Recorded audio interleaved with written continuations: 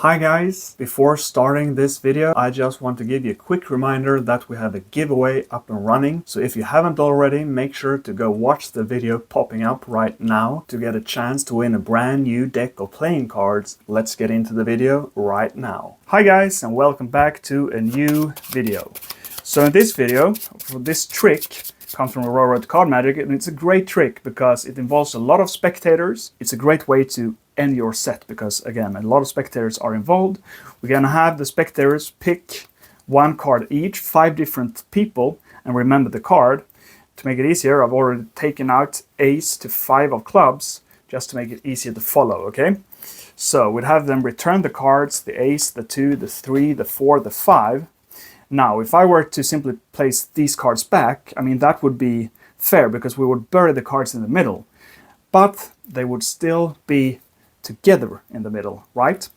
So to make it a little bit harder, I'm actually going to take your cards and I'm going to distribute them throughout the pack like this in different places. So now you can see the cards are in different places in the pack. We're going to square it up. Now you might be thinking maybe he kept track of the cards in between the selections or something like that. I'm simply not that good. But to give you peace of mind, I'm going to give the cards a little shuffle, just like that. Perhaps cut the cards a couple of times, just like this. Now, so for the first selection, we're going to see, was this your card? The 8? No? Okay.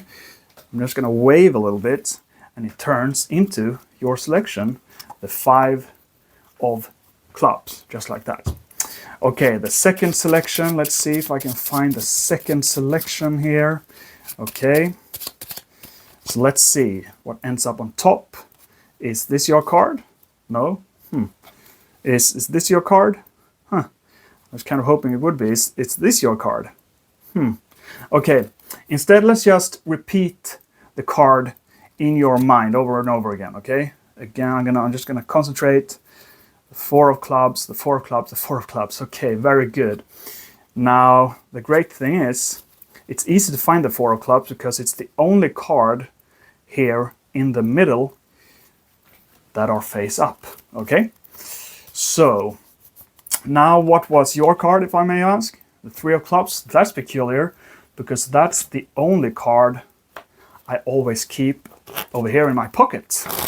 Okay, let's find the last 2 cards, and to make it even harder, this time I'm actually going to find them both at the same time, okay? So I'm just going to count 1, 2, and 3, and just like that, we find the 2 last cards. And I'm going to show you an even cooler way to produce these cards. It's a little bit hard for this camera angle, but I'm going to explain how you can make it even cooler, okay? So this is a great trick, so let's learn it together right now. So before starting the tutorial, I just want to remind you all that we're having a giveaway on the channel right now. So you press this video popping up right here, you'll learn a super cool trick, what Dai Vernon considered was his strongest trick for lay people, and we do magic for lay people, don't we? And you'll also learn everything about how you can enter the giveaway and win a gift card from Vanishing Ink. So make sure to watch that afterwards. Now let's get into this trick right now. It comes from the Royal Road to Card Magic, and it's called Lady's Looking Glass, and it's on page 255. This chapter is platform tricks, so I'm probably not going to be able to do a tutorial for all these tricks because some of them simply does not work in this setting right here. But this version I'm showing you right now is kind of an updated version and an improved version, and it's by Paul Wilson. I recently found his DVD series, which is on the Royal Road to Card Magic, which is a great little, it's a great series. So once you watched all my videos, if you want to watch an even better and more professional magician explain these tricks and sleights to you, you should go get those DVDs. So the credits for this version goes to him. So let's get into how it works. So as I said, we're gonna have 5 different people pick a card, okay, and remember them. So again, we have the ace to 5 to make it easier to remember, but of course it can be any card. And while they're looking at the cards and remembering them, we're gonna do a little shuffle. We're gonna run 1, 2, 3, 4, 5 cards, in jog the next, and shuffle up shuffle off.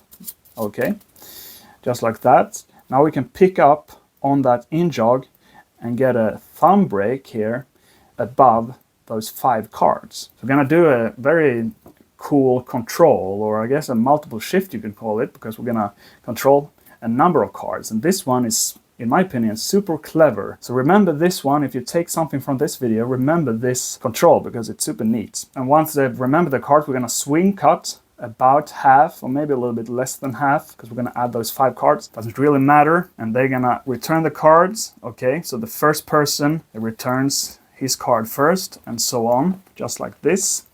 Okay, and now we're simply gonna casually say that if we were to place these cards back on top, and as we do that, as we say that and kind of in their mind mimic that, we're gonna drop the cards below that break. Okay, so we say something along the lines of, okay, if I just place this back on top, we drop those cards, okay, and come up, then that would be fair, right? Because we would bury them in the middle, right? But to make it even harder, because if we bury them like that, they would be in the middle, but they would be next to each other. So to make it even harder, I'm actually gonna just take your cards and distribute them throughout the deck. And these, of course, are the 5 random cards that we added on top. Okay, so of course, we still have their selections right here on top. Make sure to place the last cards underneath our stock of 5 cards, of course. Okay, we can press, or we can press them into the deck very fairly, like so. And we can give it, if we want to, another just overhand shuffle to retain the top stock like this. Okay, and we can say, you know, maybe you thought I kept track of the number of cards in between the selections or something like that. So I'm gonna give it another shuffle. So we're gonna find the selections in reverse, number 5 first. We're gonna cut that to the bottom. You can do a double undercut, get a break underneath the top card. Okay, now you cut about half to the top, but you retain that break, and then you cut half of the cards underneath to the top, and then the other half to the top, still retaining that break. And we've now cut that card to the bottom, and the rest of the deck is retained. Okay, so we still have the rest of the cards up here. Now we're going to do a color change I've showed you before on this channel, so go watch the color change video for more details. This is the worst angle basically for this, one of the worst angles, because you're looking down on the deck.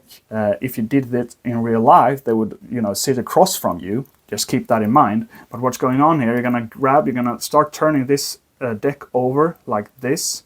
You're going to grab it like so.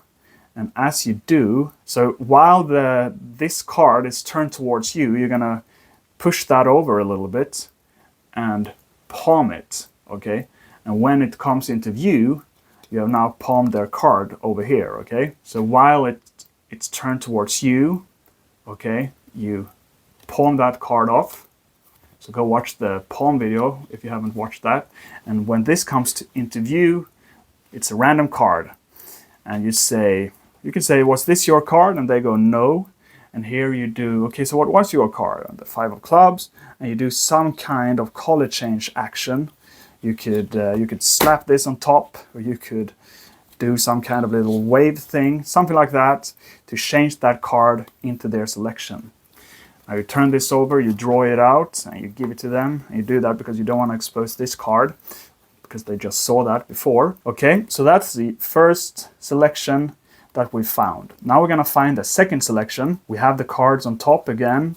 We're gonna add a card by running 1 card, shuffle off, okay?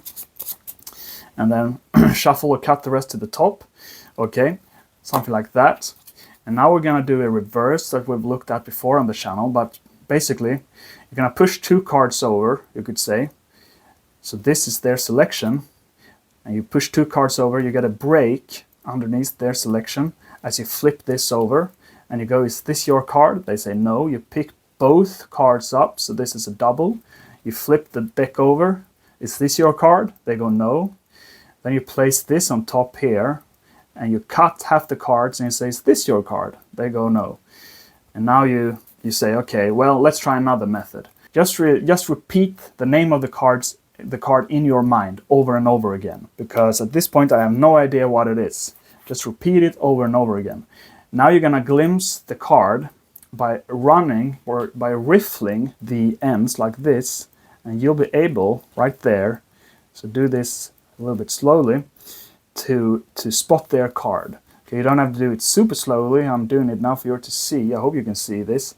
Okay, that was enough for me to see it. Okay, so you're just gonna do that. You're gonna glimpse the card as they say it in their mind, and you concentrate, pretend to concentrate, and then you start going, okay, the 4 of clubs, the 4 of clubs, the 4 of clubs.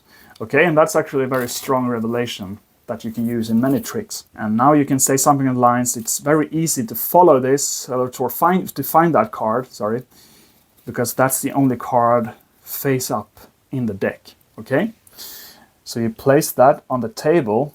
Now you can get a break, or you get a break underneath this card. I'm gonna cut all this to the bottom because the rest of the cards are here. You can simply do that, or you can get a break, return these cards on top, and simply cut the cards like so. Okay, so now you cut that so that the other selections are here on top. This revelation, or this finding this card, is very straightforward. You're gonna palm that card off, so go watch the palm video. You can do it with 1 or 2 hands as you gesture to them, and you say, okay, what was your card?